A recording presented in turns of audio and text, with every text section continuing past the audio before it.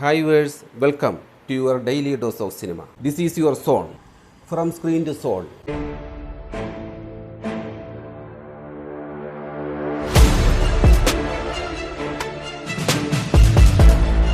Frames പറയാത്തത് ഞങ്ങൾ പറയും. Real talk, real review.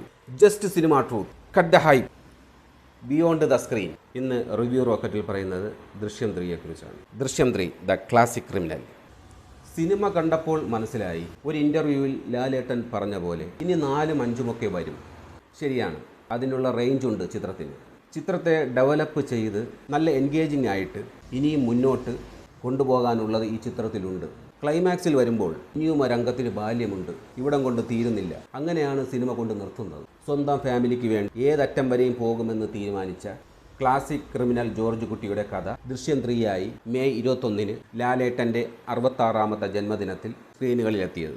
2 മണിക്കൂർ 39 മിനിറ്റ് ദൈർഘ്യമുള്ള സിനിമ ഫസ്റ്റ് ഹാഫ് തുടങ്ങുമ്പോൾ വളരെ പതുക്കെ പതിഞ്ഞ താളത്തിൽ സ്ലോ ഫേസായി പറഞ്ഞു പോകുന്ന കഥയിൽ ജോർജ് കുട്ടിയും തൻ്റെ കുടുംബവും തമ്മിലുള്ള ഹാപ്പിനെസ്സും ഇമോഷൻസും പ്രേക്ഷകർക്ക് ചിന്തിക്കാൻ വേണ്ടിയുള്ള ഫാക്ടറുകളും ഒക്കെയായി ഒരു ഡ്രാമാറ്റിക് രീതിയിൽ ആണ് പോകുന്നത്.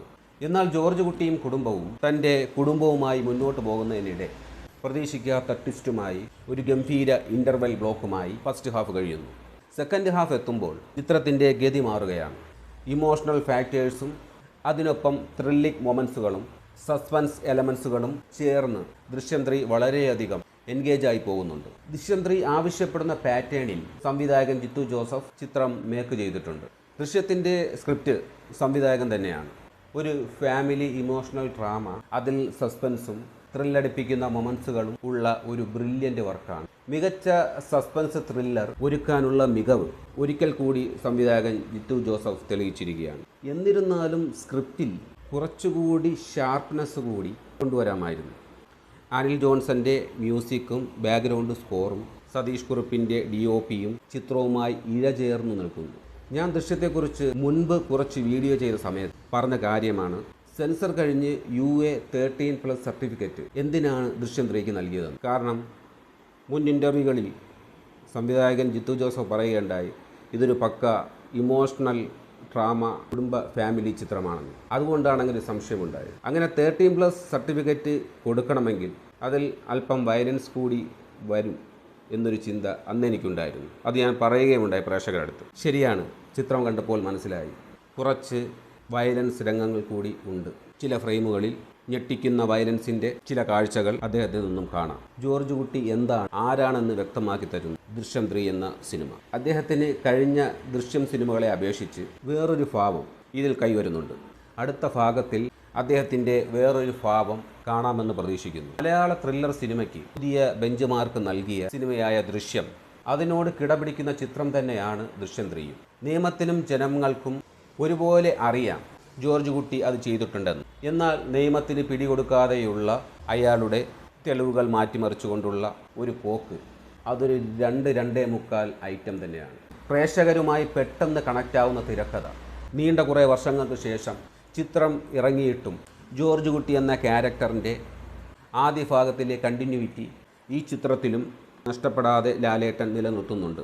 ഭയം എന്ന ഇമോഷൻസിനെ ഒരു നോട്ടം കൊണ്ടും ഞെട്ടലുകൾ കൊണ്ടും ലാലേട്ടൻ ഗംഭീരമാക്കിയിട്ടുണ്ട്. അതുമാത്രമല്ല, അദ്ദേഹത്തിൻ്റെ അഭിനയം സിമ്പിളായിട്ട് തോന്നാമെങ്കിലും ചില നോട്ടങ്ങളും ഭാവങ്ങളും ചേഷ്ടകളും ഡയലോഗ് ഡെലിവറികളുമൊക്കെയായി ചേർന്ന് ലാലേട്ടനും ലാലേട്ടൻ്റെ ജോർജ് കുട്ടിയും ഗംഭീര പെർഫോമൻസാണ് കാഴ്ചവെച്ചിരിക്കുന്നത്. അദ്ദേഹം പെർഫോമൻസ് കൊണ്ട് ജോർജ് കുട്ടിയെ അതിൻ്റെ പീക്ക് ലെവൽ വരെ എത്തിച്ചിട്ടുണ്ട്.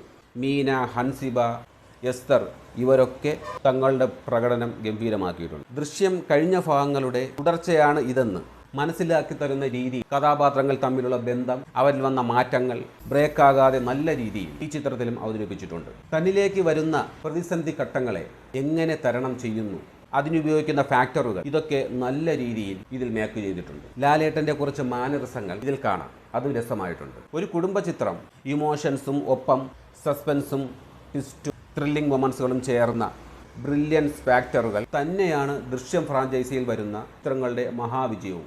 മറ്റു ചിത്രങ്ങളിൽ നിന്നും ഇതിനെ വേറിട്ട് നിർത്തുന്നതും. ഒരു പതിറ്റാണ്ടിനിപ്പുറവും ദൃശ്യത്തിനു വേണ്ടി പ്രേക്ഷകരെ വീർപ്പ് മുട്ടിച്ച് നിർത്തുന്നതും. ഇവിടെ ഒന്നും തീർന്നിട്ടില്ലെന്നും ജോർജ് കുട്ടി വീണ്ടും ഒരു വരവ് കൂടി വരേണ്ടി വരുമെന്നുമുള്ള സൂചനകൾ നൽകിയിട്ടാണ് ചിത്രം അവസാനിക്കുന്നത്. വ്യൂവേഴ്സ്, ഇത് എൻ്റെ മാത്രം അഭിപ്രായമാണ്. നിങ്ങൾ ഓരോരുത്തർക്കും അവരുടേതായ ഇഷ്ടങ്ങളും അഭിരുചികളും ഉണ്ട്. പലരുടെയും കാഴ്ചപ്പാട് വ്യത്യസ്തമായിരിക്കാം. അതുകൊണ്ട് ദൃശ്യം കാണുക, എന്നിട്ട് വ്യൂവേഴ്സ് അഭിപ്രായങ്ങൾ കമൻ്റായിട്ട് രേഖപ്പെടുത്തൂ. പ്രോഗ്രാം ഇഷ്ടമായെങ്കിൽ സബ്സ്ക്രൈബ് ചെയ്യാൻ മനസ്സ് കാണിക്കുമോ? Thanks for watching.